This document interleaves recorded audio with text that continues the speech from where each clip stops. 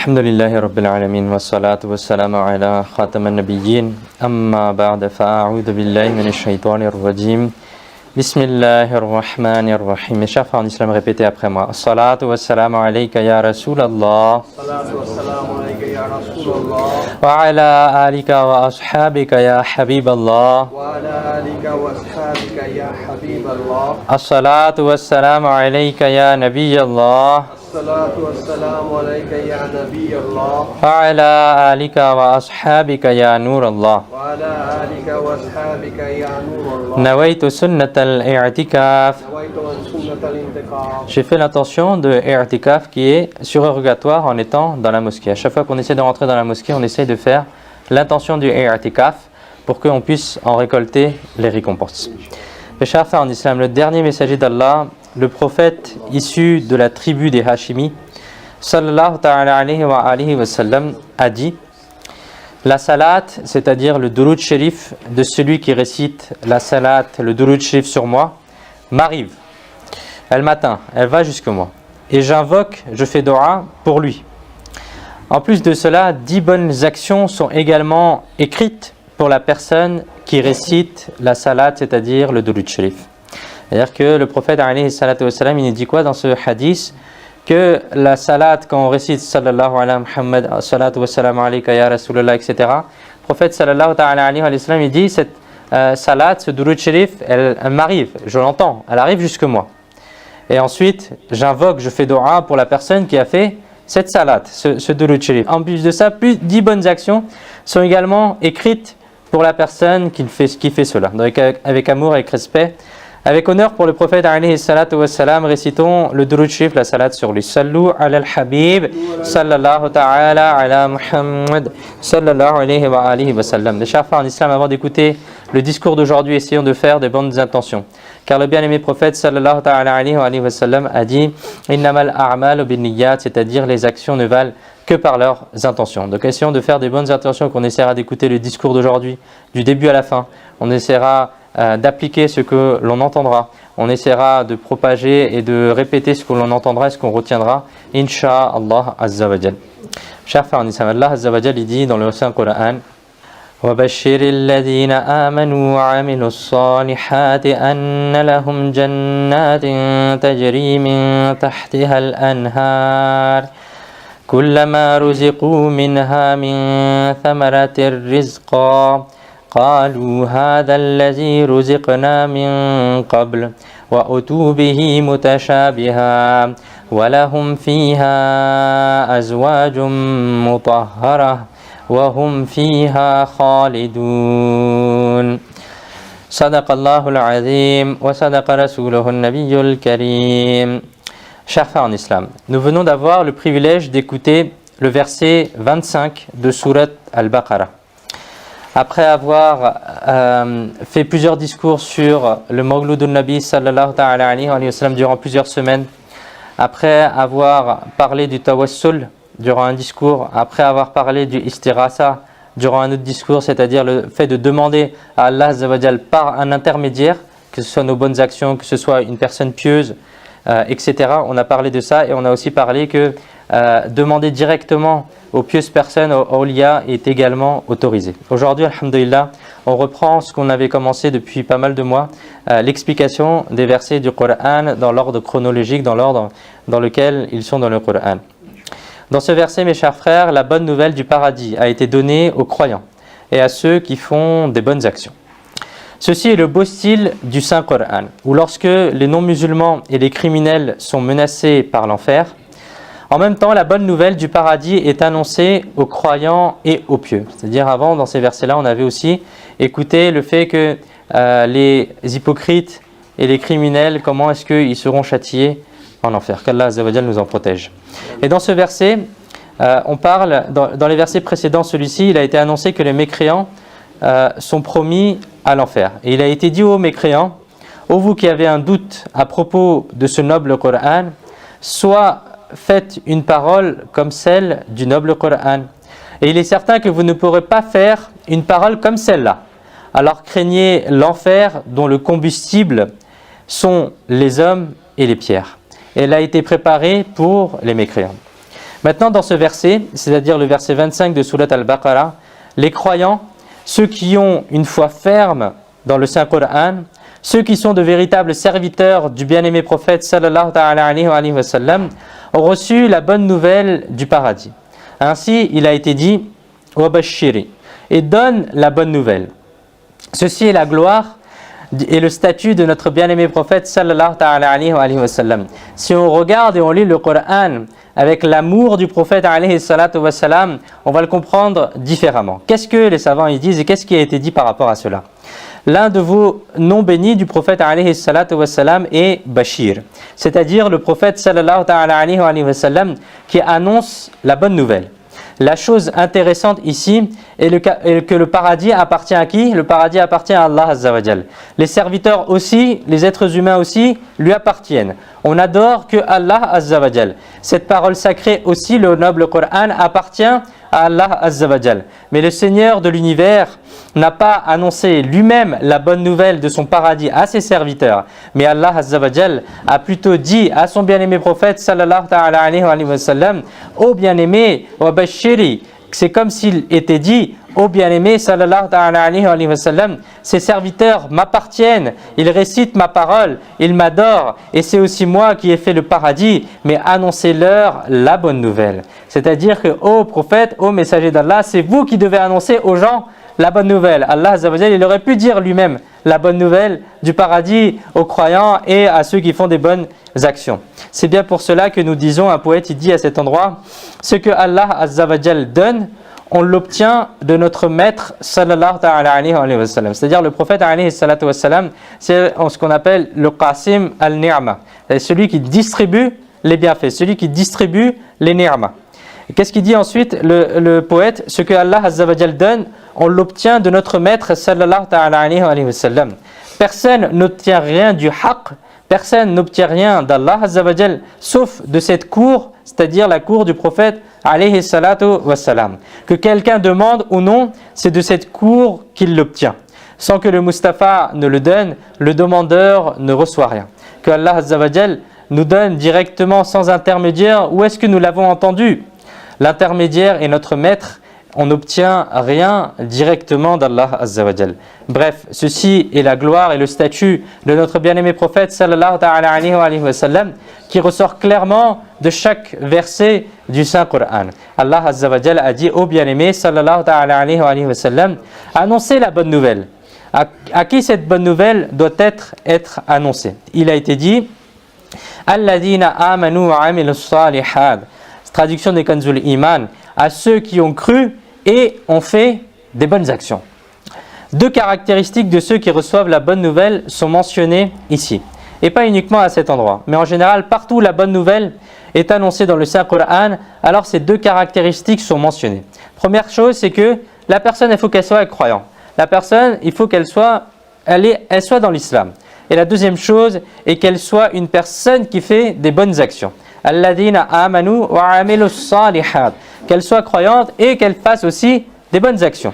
Cela montre qu'en plus d'accepter la foi, il est également obligatoire d'accomplir des bonnes actions, de faire ses prières à l'heure, de jeûner le mois de Ramadan, de donner la zakat, d'accomplir le hajj, de respecter ses parents, de respecter les règles religieuses dans le commerce et les affaires. Bref, dans tous les domaines de la vie, il est également important de suivre la charia.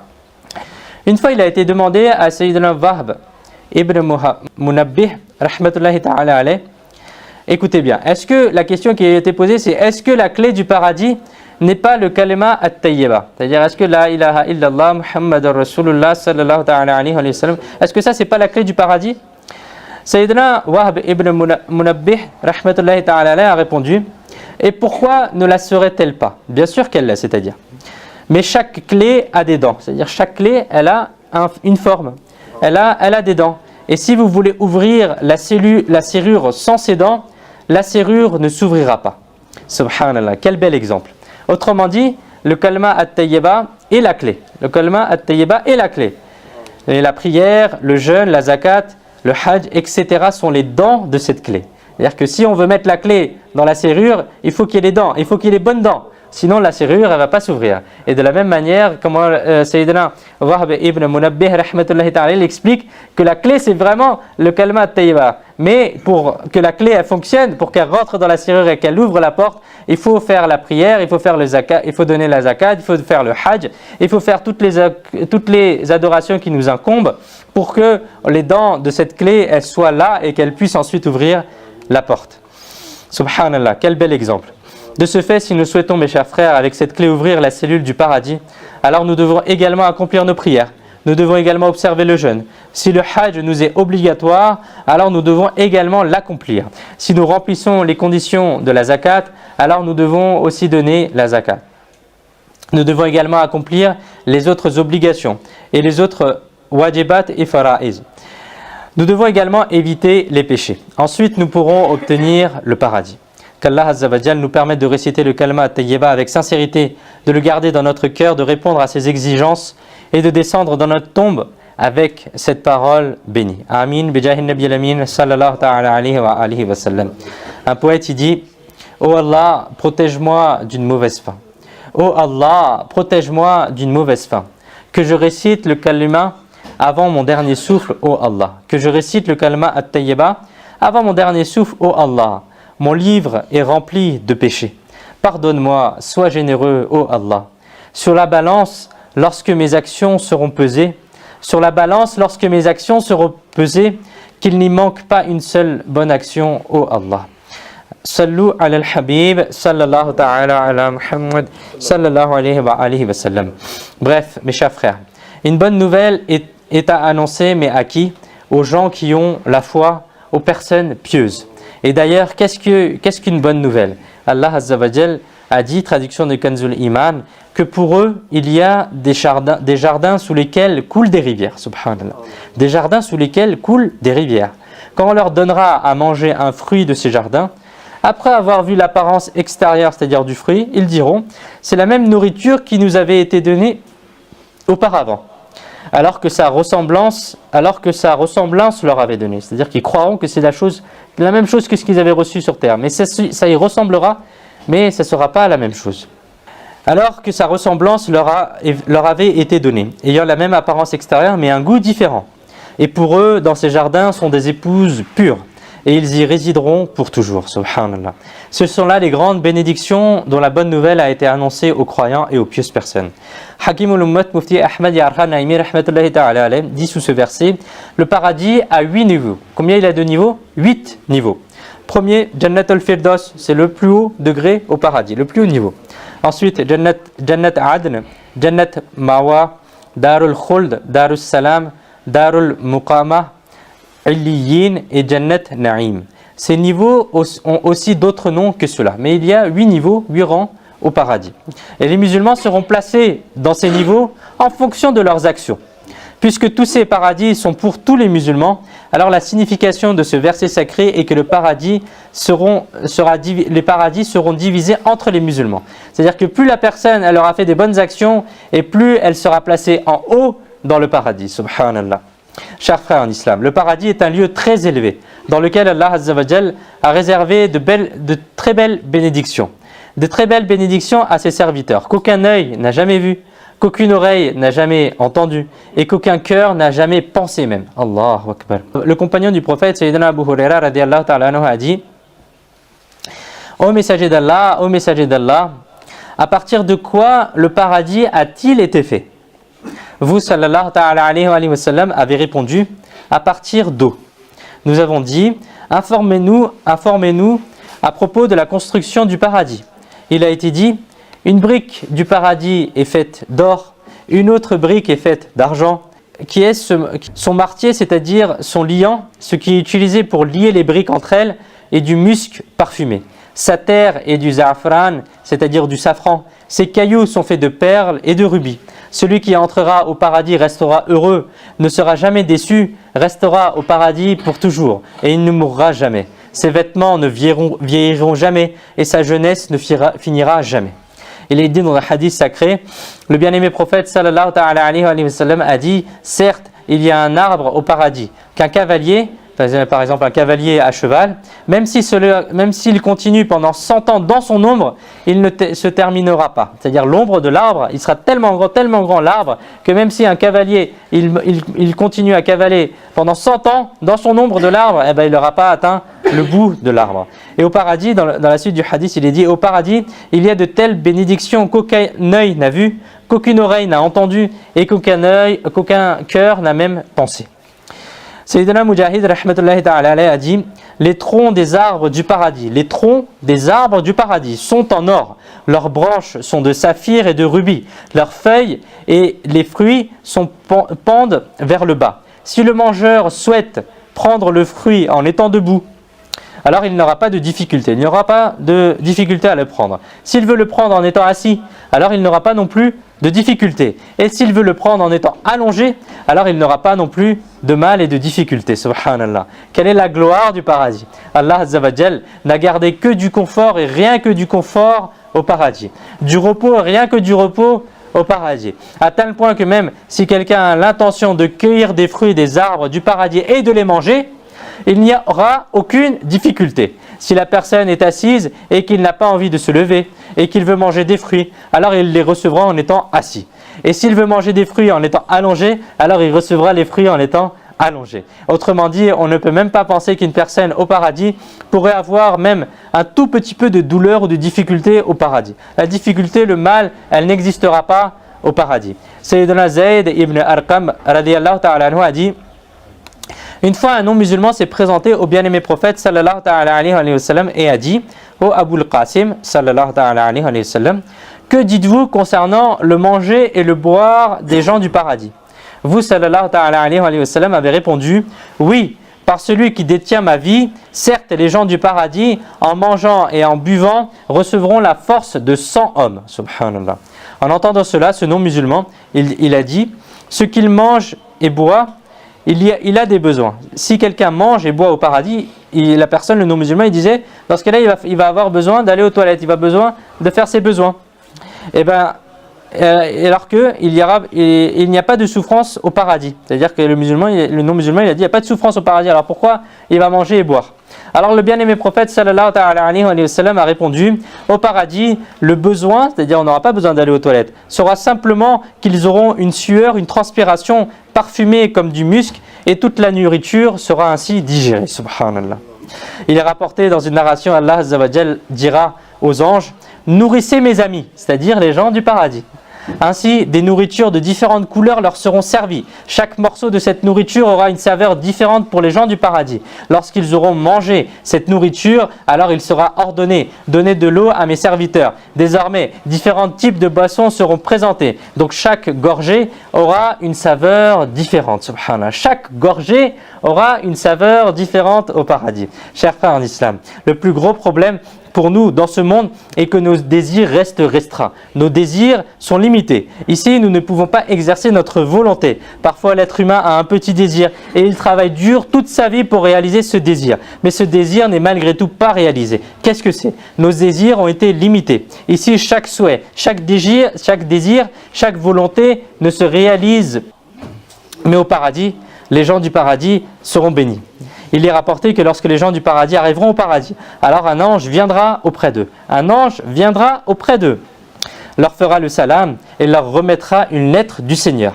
Dans cette lettre, il sera écrit: ce grand Dieu qui est Hayyu Qayyum, que la mort ne touchera jamais, un message de sa part aux gens du paradis qui ne mourront jamais. Amma ba'd. Certes, lorsque je dis à quelque chose kun, alors elle se réalise. À partir de maintenant, vous avez également reçu ce pouvoir. Que vous la chose pour laquelle vous direz kun, c'est-à-dire soit, elle se réalisera. Je dirai cela arrivera. Subhanallah, chers frères en islam. Quelle très grande bénédiction sera donnée aux gens du paradis. Ce que les gens du paradis voudront, ils diront simplement kun, soit, et leur souhait sera exaucé. Selon ce qui a été rapporté, lorsque les gens du paradis voudront manger, ils recevront de la nourriture. Lorsqu'ils voudront boire, ils recevront de l'eau, du lait, du miel, une boisson pour boire. À tel point que celui au paradis, lorsqu'il verra un oiseau voler au paradis et qu'il souhaitera le manger, cet oiseau lui sera immédiatement présenté devant lui en étant cuit. Bref, celui qui sera au paradis, aucun de ses désirs ne restera inachevé, aussi petit soit-il ou aussi grand soit-il. Il est rapporté dans une narration, un homme sera calmement allongé au paradis. Un homme sera calmement allongé au paradis, sans bouger les lèvres. Il pensera dans son cœur que si on me le permet, je ferai de l'agriculture. De l'agriculture. Alors, il sera en train d'y réfléchir, que les anges arriveront auprès de lui les poings fermés. Ils présenteront le salam. En voyant les anges, la personne se lèvera. Les anges diront, vous aviez pensé dans le cœur, de ce fait, nous sommes venus avec des graines. Cette personne prendra les graines et les plantera dans le sol du paradis. Puisqu'il n'y a absolument pas de difficulté au paradis, alors lorsqu'il sèmera les graines, au même moment, des récoltes aussi grandes que des montagnes sortiront. Subhanallah. Ceci est le paradis. Chaque désir sera réalisé au paradis. Chaque souhait sera exaucé. Tout comme nous souffrons dans ce monde, lorsque nos rêves se brisent, lorsque nos souhaits et nos désirs ne se réalisent pas, il n'y aura rien de cela au paradis. Mais il n'y aura que du repos et rien que du repos. Il n'y aura que la paix et rien que la paix. Chers frères en islam, nous avons entendu le récit d'une personne qui souhaitera faire de l'agriculture au paradis. À cet endroit, Hakim al-Ummat, Mufti Ahmed Ya'akhan Naimi rahmatullahi ta'ala alayh, il a exposé un point inspirant la foi, un point très intéressant. Vous avez dit, les gens mourront dans la même condition dans laquelle ils vivaient. Les gens mourront dans la même condition dans laquelle ils vivaient. Et le jour du jugement, ils seront ressuscités dans la même condition dans laquelle ils sont morts. Cette personne qui souhaitera faire de l'agriculture au paradis, en réalité, ce sera celui qui faisait de l'agriculture durant sa vie mondaine, durant sa vie sur terre. Il aimait faire de l'agriculture dans ce monde et il sera sûrement mort dans cette situation. De ce fait, au paradis aussi, il pensera à l'agriculture et il pourra réaliser son rêve également.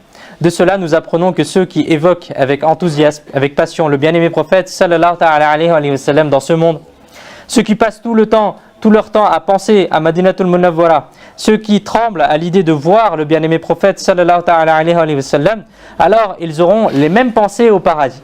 Et le jour du jugement, Inch'Allah al-Karim, les amoureux du prophète sallallahu alayhi wa sallam se réveilleront en se balançant dans l'amour du messager d'Allah sallallahu alayhi wa sallam.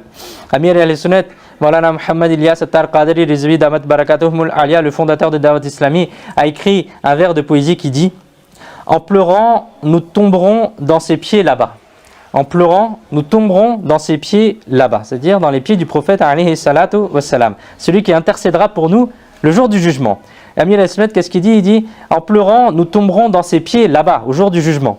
Le jour du jugement, l'intercesseur du jugement, lorsque nous l'apercevrons, au paradis, notre entrée se fera avec cette gloire. Ya Rasulallah, nous serons en train de proclamer. Chers frères en islam, au paradis, tout le monde sera très beau. Sayyidina Ikrima radiyallahu ta'ala a dit, au paradis, chaque personne sera un jeune de 33 ans, de la taille de Sayyidina Adam alayhi salam, soit environ 60 mètres de haut, équivalent à une hauteur de 90 pieds. Tous seront jeunes et beaux. On leur fera porter 70 habits, c'est-à-dire les habits du paradis. Chaque hulla changera de 70 couleurs, changera 70 fois de couleur. Et leur beauté sera telle que l'homme du paradis verra dans le visage de son épouse et son épouse verra dans le visage de son époux, verra son propre visage. Chacun, l'homme et la femme, ils verront le visage l'un de l'autre, comme si leur visage était clair et comme un miroir. Il y a une autre particularité du paradis. Depuis que nous sommes venus dans ce monde, notre âge augmente constamment. À chaque seconde qui passe, à chaque minute qui passe, nous vieillissons. Nous avançons vers la vieillesse. À mesure que l'âge augmente, notre beauté, notre jeunesse, notre force diminue. C'est-à-dire que dans ce monde, à chaque instant, nous nous dirigeons de plus en plus vers notre extinction. Ceci est la règle de ce monde. Oui, ici chaque instant nous conduit à notre extinction. Mais la règle du paradis sera différente, la règle du paradis sera unique. Qu'est-ce qu'il a été dit? Le compagnon du prophète, Sayyidina Abu Huraira radiyallahu ta'ala anhu a dit: je jure par celui qui a révélé le Coran sur Muhammad sallallahu ta'ala alayhi wa sallam, de même que la vieillesse s'approche instant après instant dans ce monde, de même la beauté augmentera instant après instant dans le paradis. Subhanallah, quelle gloire!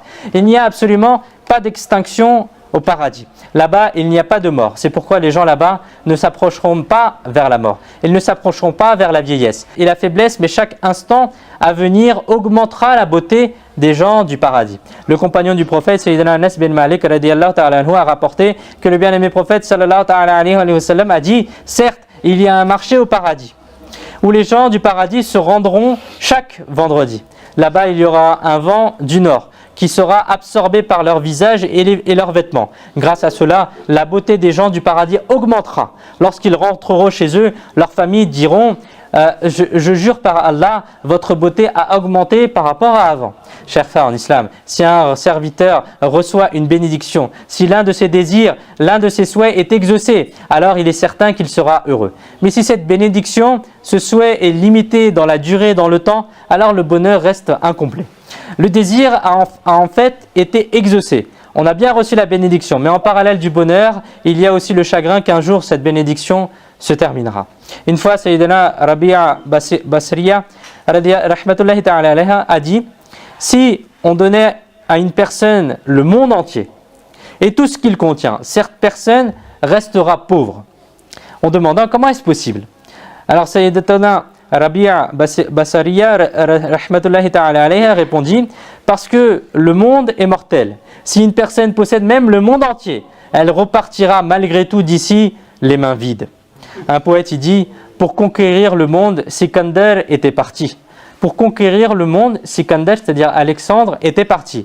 Lorsqu'il quitta ce monde, il était les mains vides. C'est-à-dire Alexandre le Grand, il a voulu faire beaucoup de conquêtes, il a voulu faire beaucoup de choses, mais à la fin il est parti les mains vides. Mais soyons sacrifiés. La chose la plus spéciale au sujet du paradis est que ces bénédictions ne se termineront jamais. Elles ne sont pas temporaires. Elles ne seront pas accordées pour une durée déterminée, mais elles seront accordées pour toujours. Là-bas, il n'y aura pas de mort. Aucun habitant du paradis ne sera jamais expulsé du paradis. Aucune bénédiction qui a été accordée ne sera reprise. Le bien-aimé prophète sallallahu alayhi wa sallam a dit: lorsque les gens du paradis entreront au paradis, quelqu'un qui annoncera aux gens du paradis: il y a une promesse d'Allah Azza wa Jal pour vous qui sera accomplie aujourd'hui. Les gens du paradis diront: Allah Azza wa Jal ne nous a-t-il pas pesé dans la balance? N'a-t-il pas illuminé nos visages? Ne nous a-t-il pas sauvés de l'enfer et fait entrer au paradis? Alors quelle promesse y a-t-il maintenant? Alors le Seigneur généreux lèvera le voile et son Wajh Karim, et les gens du paradis contempleront leur Seigneur. Je jure par celui qui détient ma vie, parmi tout ce qui sera accordé aux gens du paradis, la bénédiction la plus aimée, la plus grande sera la contemplation, la vue du Seigneur. Chers frères en islam, cet éminent et glorieux paradis, c'est la plus haute bénédiction, là où chaque désir sera exaucé. Il n'y aura pas de bénédiction, il n'y aura rien d'autre que des bénédictions et des bénédictions. Il n'y aura rien d'autre que du repos et du repos. Il n'y aura rien d'autre que de la tranquillité et rien que de la tranquillité. Et par-dessus tout, là-bas, nous serons bénis de la vue, de la contemplation d'Allah Azza wa Jal. Que devons-nous faire pour aller dans ce paradis? Venez, nous allons écouter quelques hadiths. Et l'idée de hadith sacré, la personne qui demande le paradis à Allah Azza wa Jal 3 fois, le paradis dit: oh Allah Azza wa Jal, fais-le entrer au paradis. Subhanallah. Chers frères en islam, le paradis est une si grande bénédiction. Et combien il est facile d'atteindre le paradis. Prenons donc l'habitude de demander à Allah Azza wa Jal son paradis 3 fois par jour. Et Inch'Allah al-Karim, nous recevrons la bénédiction du paradis. Et il est rapporté dans un autre hadith: celui qui me garantit qu'il ne demandera rien aux gens, je lui garantis le paradis. Sayyidina Souban radiyallahu ta'ala anhu, qui est un compagnon du prophète, après avoir entendu cette parole bénie du propriétaire du paradis, du dispensateur, c'est-à-dire du distributeur des bénédictions, sallallahu ta'ala alayhi wa sallam, le compagnon il dit, on rapporte de lui que votre habitude est devenue telle que si le fouet tombait, c'est-à-dire que lorsqu'il montait sur sa monture et que son fouet pour frapper la monture, elle tombait, alors que vous étiez assis sur le cheval, alors vous ne demandiez à personne de l'attraper. Mais vous descendiez vous-même du cheval, ramassez le fouet. Subhanallah, mes chers frères en islam. Ceci est également très facile. Tout ce que l'on doit faire, c'est s'aider soi-même. Toutes les choses dont on a besoin, il faut essayer de les acheter ou de les avoir et de les garder avec soi. Si l'on doit voyager, il faut essayer d'anticiper et prendre les choses nécessaires pour le voyage avec soi. Bref, il faut simplement essayer d'éviter de demander aux gens. Essayons de faire la même chose à la maison. Par exemple, si l'on souhaite boire de l'eau, si l'on veut un verre, si l'on veut prendre un petit truc, alors il faut éviter de demander à nos enfants, à la mère de nos enfants, et ainsi essayer de le faire soi-même. Bref, évitons autant que possible de demander aux autres, et Inch'Allah al-Karim, nous serons bénis d'entrer au paradis. Certaines même pieuses personnes, lorsqu'elles voulaient boire, lorsqu'elles avaient soif, elles ne disaient pas donnez-moi de l'eau. La formulation était différente. La formulation des pieuses personnes, qu'est-ce qu'il disait? Il disait j'ai soif. C'est-à-dire que s'il y avait un serviteur, s'il y avait quelqu'un, le serviteur ensuite il comprenait que la personne, le cheikh, il veut boire de l'eau. Elle ramenait de l'eau. Mais il ne demandait jamais aux gens, et ça c'est une bonne habitude à prendre, c'est-à-dire qu'il faut éviter de demander à chaque fois aux gens est-ce que tu as un stylo, est-ce que tu as ceci, est-ce que tu as cela. Non, toutes les choses dont on a besoin, il faut essayer de les avoir soi-même et éviter de demander aux autres gens. Sayyidina Abu Darda radiyallahu ta'ala rapporte que le bien-aimé prophète sallallahu ta'ala alayhi wa sallam a affirmé: la mosquée est la maison de toute personne craignant Dieu. Et la personne qui fait de la mosquée sa maison, Allah Azza wa Jal garantit pour lui la miséricorde, son agrément, un passage sûr à travers le pont de Sirat et le paradis. Allah Azza wa Jal lui garantit tout ça. Quelle belle chose. Si nous entretenons une relation étroite avec la mosquée, nous obtiendrons la miséricorde, l'agrément d'Allah Azza wa Jal, et nous serons également bénis d'aller au paradis. Malheureusement, de nos jours, les gens ont une telle relation avec la mosquée que c'est comme si c'était un lieu de passage. Lorsqu'il y a eu l'adhan, l'appel à la prière, les gens viennent à la mosquée, font leur prière et s'en vont directement. Et même ceci, très peu de personnes font cela. Combien y en a-t-il qui ne se soucient même pas de leur prière? Qu'Allah Azza wa Jal nous bénisse et qu'il nous accorde également une bonne fin. Bref, ceux qui prient, ils arrivent et repartent aussitôt. Mais quelle est notre relation avec notre commerce, avec notre maison? C'est complètement l'inverse. Tout comme notre cœur se sent bien à la maison, ce n'est pas du tout pareil à la mosquée. Ceci est notre situation. Mais qu'est-ce que le bien-aimé prophète sallallahu alayhi wa sallam a dit? Faites de la mosquée votre maison. C'est comme si on nous apprenait que la relation que nous entretenons aujourd'hui avec notre maison, que l'affiliation que notre cœur a avec notre maison, nous devons adopter un lien similaire avec la mosquée.